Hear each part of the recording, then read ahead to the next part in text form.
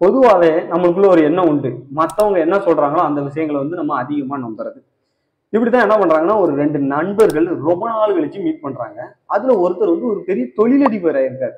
அந்த தொழிலதிபரான பர்சன்ட்ட போய் இன்னொருத்தர் கேட்கிறாரு, எப்படிப்பா பெரிய தொழிலதிபர் ஆயிருக்கிற? நீலாம் பள்ளிக்கூடம் படிக்கும்போது ஒரு மக்குப்ப, உனக்கெல்லாம் ஒண்ணுமே தெரியாது, 3, 4 பாடம்லாம் ஃபெயில் ஆகுறப்ப எப்படி நீ தொழிலதிபர் ஆன? அப்படின்னு சொல்லி அந்த நபர் கேட்கிறாரு. அப்படி கேட்கும்போது அவர் சொல்றாரு, அது மத்தவங்க சொன்னது. இருந்தாலும் வந்து எனக்குள்ள ஒரு ஆசை இருந்தது. நான் ஒரு தொழிலதிபர் ஆகணும் அப்படின்னு சொல்லிட்டு என் மேல எனக்கு ஒரு நம்பிக்கை இருந்தது. அதனால நான் தொழிலதிபர் ஆனேன் அப்படின்னு சொல்லி அந்த நபர் சொல்றாரு. மத்தவங்க சொல்லக்கூடிய வார்த்தையை விட நம்ம வந்து நம்ம மேல என்ன நம்பிக்கை வச்சிருக்கோம் அப்படிங்கிறது ரொம்ப முக்கியம். இதுவே வந்து நீங்க உங்க மேல நம்பிக்கை வச்சிருக்கீங்க. ஆனா மத்தவங்க உங்களை பத்தி என்ன விஷயம் சொன்னாலும் பரவாயில்ல. ஆனா நீங்க உங்க மேல நம்பிக்கை வச்சிருக்கீங்க அப்படின்னா, கண்டிப்பா உங்களால வந்து ஒரு மிகப்பெரிய லெவல்ல வெற்றி அடைய முடியும். மற்றவர்கள் சொல்லக்கூடிய வார்த்தைகள் எல்லாத்தையும் ஓரம் தள்ளி வச்சுட்டு, உங்க மேல நான் இருக்கக்கூடிய நம்பிக்கையை வந்து முன்னிறுத்தி நீங்க போங்க. உங்க வாழ்க்கையில நீங்க தொட முடியாத உயரம் அப்படின்னு சொல்லி எதுவுமே கிடையாது.